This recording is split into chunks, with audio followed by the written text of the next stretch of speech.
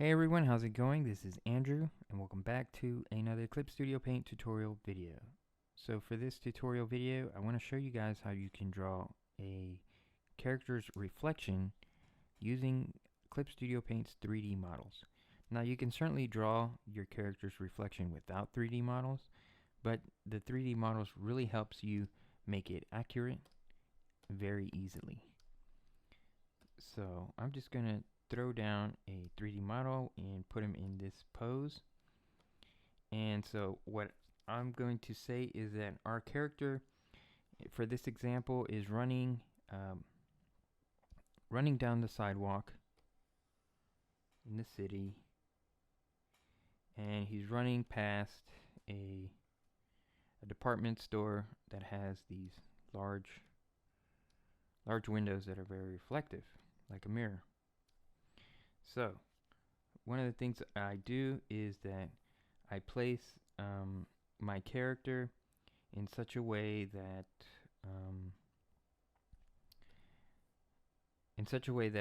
the perspective tools line up with the direction he's running, or actually, to be more accurate, in the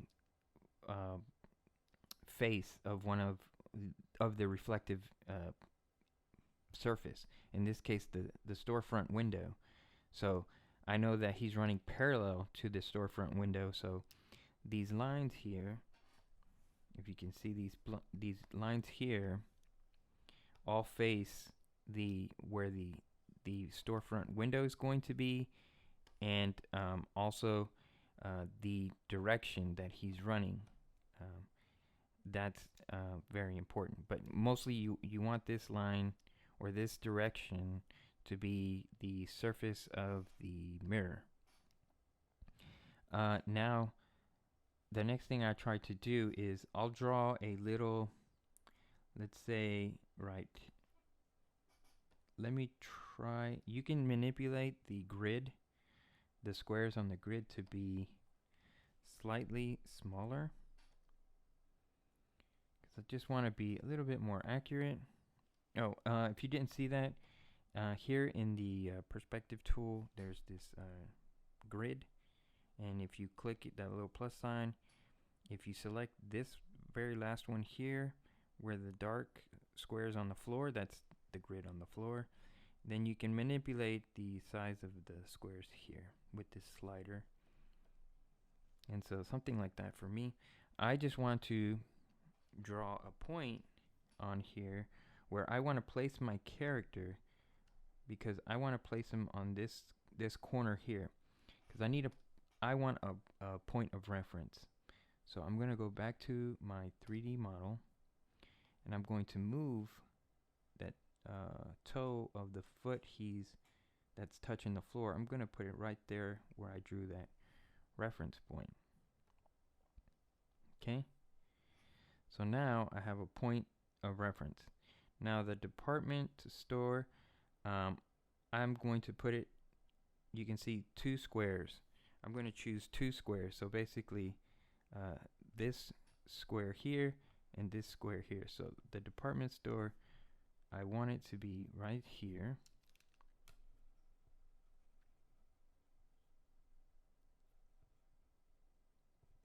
So I know that he's two squares away from this wall here. Now I'm just going to draw, no, it's a little too big. I'm going to draw this, the department store's storefront. So I'll speed this up.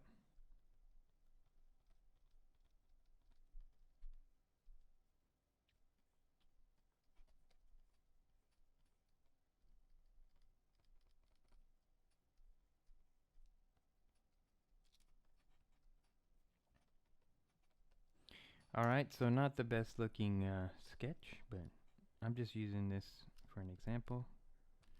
Oh, I forgot to draw just some details on the floor so you can see what direction the floor is in.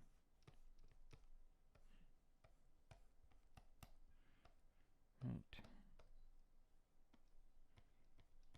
This is just so you can see what direction the floor is in. Okay, I'm going to turn off the perspective. So there you have your character running, and these are the storefront windows. So the way you can use this, so typically you would draw something like uh, you would try to guess like where would his reflection would be. So you would draw something like, oh, his head would be here, maybe his shoulders here, and this arm is facing the wall or the storefront. So that's the one that's bending forward here. His other shoulder, his arm is going backwards. His waist maybe is around here, maybe. And then so this leg facing the storefront is going back, and this leg is going forward. So something like that, and you would tell yourself, oh, okay, that seems right, but is it right? Well, that's where 3D models would come in handy. So what you want to do is make sure you have your character selected just by clicking on them, and then go up to edit, copy, and then edit, paste.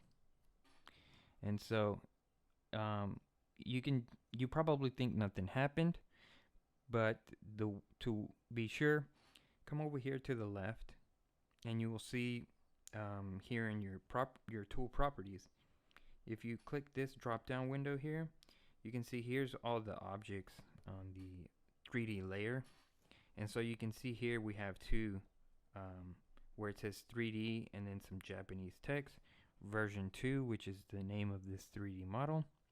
In fact, if you click these little eyeballs, they disappear. So here's one and here's the other. So they're exactly the same. Now remember before I'd said I wanted him I wanted to place him in that particular square there, because what I'm going to do now is use the squares of the other side of where the department window is to put where the reflections toe is going to be. So I'm going to use a different color here, and so I know that I put it on the third square, but it was like on the corner. So it's actually two squares. So if you come here,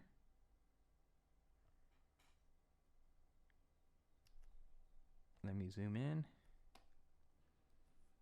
So here's a square here. See, he's on the here's one square, two square. He's on the third square. The toe was right there on the corner. So what I'm going to do is go to the other side. So here's one square, two square, and so he's in this square here.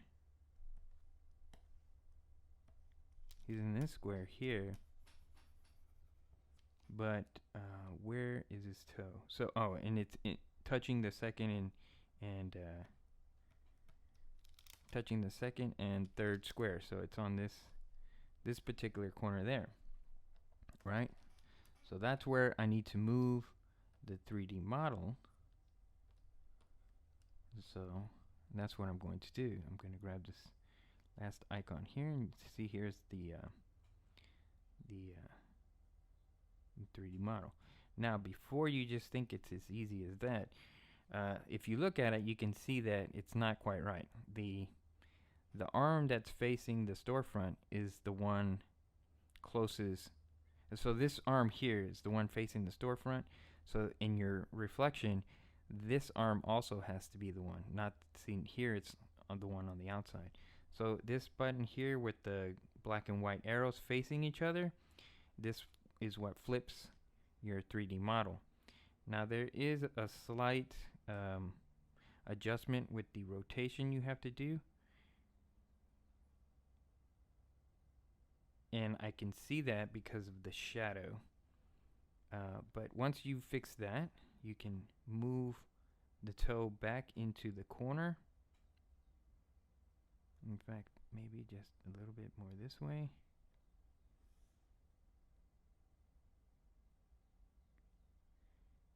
And so that's close enough for my for what I need. So I can get rid of those references there. So now I can create a different layer. Well, actually, I can just lower the opacity of the 3D models, and then I can let me turn off the perspective tools, and let me erase some of this. So I'm gonna speed this up.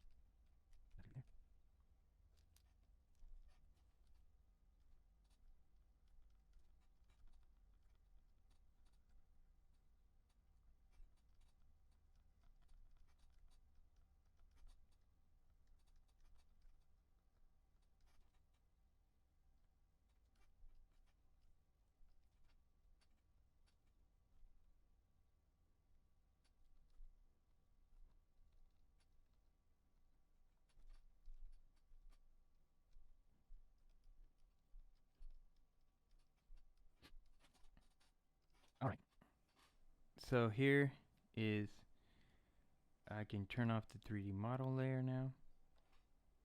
And so now here is my character and his reflection. And also you can, so what I did was I put the reflection on a separate layer. And I kind of drew a little bit on this guy's head. So I'll just leave it like that. But anyways, I drew the reflection on a separate layer because one thing you can do is just lower the opacity of your reflection, and it kind of dulls it, kind of like a reflection would be dull. But again, these lines here on the floor, oops, I guess you would need the perspective tool again. Yeah, so we are the perspective. Oh, I need to turn it on. So you can draw here like this, right? And of course, now you have to draw what's on the other side. Let's say that the sidewalk ends right here, and again, I'm choosing one of these lines, the blue lines here, so I can count it. So that's 1, 2, 3, 4, 5 squares. So I can go 1, 2, 3, 4, 5. So it's somewhere right here, right? So I'm going to go to my layer where I drew my reflections, and I know that I have to use this line here, right? That, oops, don't want to draw over the character.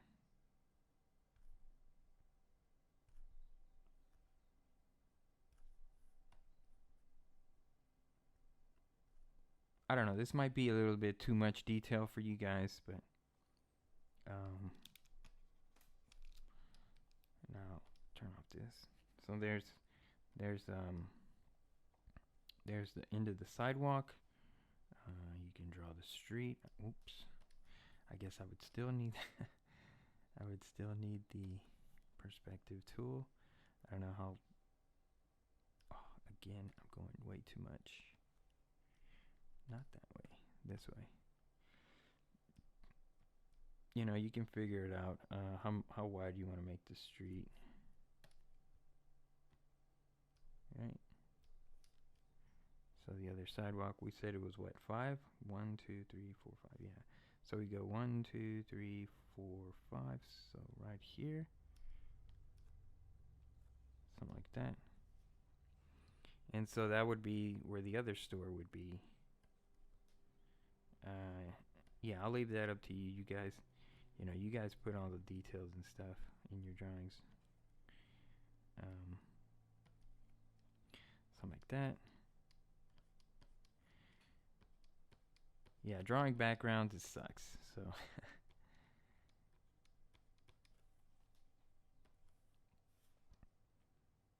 so there's your character running past the storefront, and his reflection is on the his reflection is in the storefront. Again, this is just reference.